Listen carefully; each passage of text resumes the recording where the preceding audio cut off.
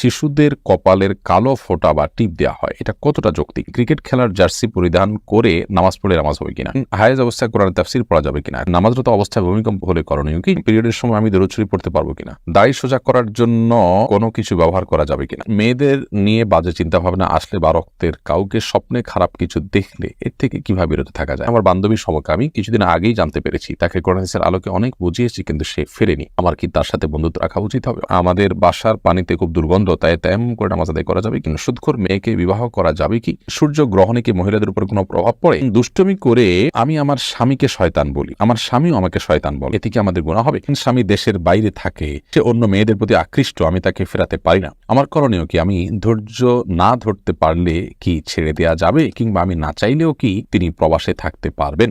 তাহলে আর বিলম্ব না করে চলুন আমরা প্রশ্ন উত্তর দেওয়ার পালায় প্রবেশ করি। ফারজানা কলি আপনি লিখেছেন, হায়েজ অবস্থায় কোরআন তাফসীর পড়া যাবে কিনা? কোরআনের ব্যাখ্যামূলক কোনো বই পুস্তক ইত্যাদি, তাফসীর গ্রন্থ ইত্যাদি পড়তে পারেন। আবু সাইদ আপনি লিখেছেন, অনেক ইসলামী বইয়ে কিছু কিছু কোরআন আয়াত থাকে, ওই বই কি ওযু ছাড়া স্পর্শ করা যাবে? যদি বেশিরভাগই কোরআন আয়াতের বাইরে অন্যান্য বিষয় থাকে, মাঝে মধ্যে কোরআন আয়াত থাকে, এগুলো ওযু ছাড়া স্পর্শ করতে পারবেন। শাহানুর আলম আপনি লিখেছেন, নামাজরত অবস্থায় ভূমিকম্প হলে করণীয় কি? যদি জীবনের হুমকি হবে এরকম আশঙ্কা হয়, তাহলে সেক্ষেত্রে নামাজ ছেড়ে আপনি নিরাপদ জায়গায় যেতে পারবেন। রাহিমা হিমু লিখেছেন, পিরিয়ডের সময় আমি দরুদ শরীফ পড়তে পারবো কিনা? হ্যাঁ, পিরিয়ডের সময় দরুদ শরীফ পড়তে কোনো অসুবিধা নেই, দরুদ পড়তে পারবেন, জিকির করতে পারবেন, আল্লাহর কাছে দোয়া করতে পারবেন, কোনো অসুবিধা নেই। মারজুক রাসেল এআইডি থেকে আপনি লিখেছেন, দাড়ি সোজা করার জন্য কোনো কিছু ব্যবহার করা যাবে কিনা? কোনো অসুবিধা নেই। দাড়ি কোকড়ানো থাকে, আপনি চিরুনি দিয়ে আছড়ালেন কিংবা এটাকে সোজা করলেন, অসুবিধা নেই। কিন্তু অস্বাভাবিক রকমের যে সোজা করা হয় একদম কাটার মতো করে, মানে এটা আল্লাহর সৃষ্টিতে পরিবর্তন, যার কারণে এটি জায়েজ নয়। আল্লাহ তাআলা বলেছেন, লা তাবদীলা লিখালকিল্লাহ, আল্লাহর সৃষ্টিতে পরিবর্তন করা জায়েজ নয়। মেহরিমা মেহের আপনি আইডি থেকে লিখেছেন, আমার বান্ধবীর সমকামী কিছুদিন আগেই জানতে পেরেছি, তাকে কোরআন হাদিসের আলোকে অনেক বুঝিয়েছি কিন্তু সে ফেরেনি। আমার কি তার সাথে বন্ধুত্ব রাখা উচিত হবে? অবশ্যই আপনি তাকে বয়কট এবং বর্জন করা উচিত, মন্দ মানুষের সংস্রব ত্যাগ করা উচিত। কিন্তু তাকে সংশোধনের উদ্দেশ্যে যদি সম্ভাবনা থাকে, তাহলে সেই উদ্দেশ্যে তার সাথে যোগাযোগ রাখতে পারেন, তার নিশ্চয় দাওয়া থাকে পেশ করার জন্য কানেক্টেড থাকলে সেটি জায়েজ হতে পারে। রাসেল সাদিন আইডি থেকে আপনি লিখেছেন, মেয়েদের নিয়ে বাজে চিন্তা ভাবনা আসলে বা রক্তের কাউকে স্বপ্নে খারাপ কিছু দেখলে এর থেকে কিভাবে বিরত থাকা যায়? স্বপ্নে খারাপ কিছু দেখলে তারা আপনার নিয়ন্ত্রণের বাইরে, ইস্তেগফার করবেন, ইচ্ছাকৃত জল্পনা কল্পনা করবেন না। আর বাজে চিন্তা ভাবনা ইচ্ছাকৃতভাবে করাটা গুনাহের কথা, কিন্তু মনে এসেছে আপনার ইচ্ছার বাইরে, সেটি কোনো হবে না ইনশাআল্লাহ। বিলকিস আক্তার আপনি লিখেছেন, আমাদের বাসার পানিতে খুব দুর্গন্ধ, তাই তেমন করে নামাজ আদায় করা যাবে কি? যদি এরকম দুর্গন্ধ হয় যেটা ব্যবহার অনুপযোগী বা নাপাকের গন্ধ আসছে, তাহলে সেক্ষেত্রে বিকল্প পানি আশপাশ থেকে নিয়ে আপনি ওযু করবেন।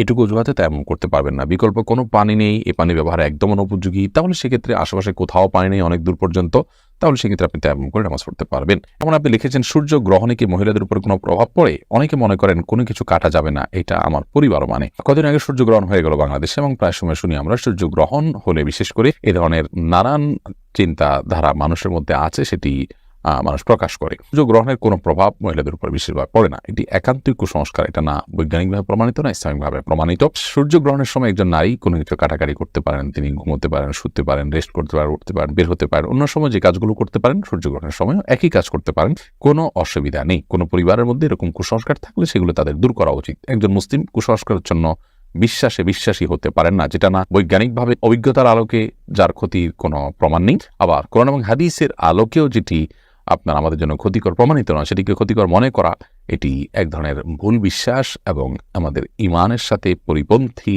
ধারণা।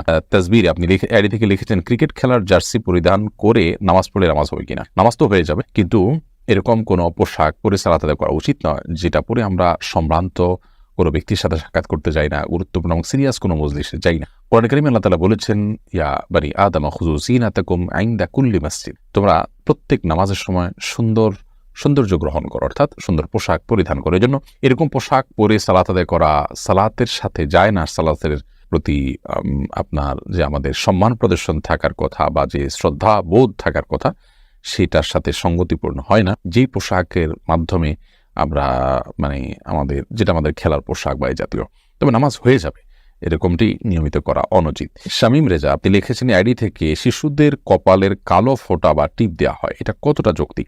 শিশুর কপালে কালো টিপ যদি দেওয়া হয় শুধু সৌন্দর্যের জন্য, টকটকে ধরুন সাদা, টকটকে লাল কিংবা সাদা, কোনো বাচ্চা দেখা গেল যে তার কপালের এক কোণে একটু কালো টিপ হলে, সাদা মানুষের মধ্যে এটা ফুটে থাকবে, সুন্দর হবে, সৌন্দর্যের জন্য আপনি দিতে পারেন।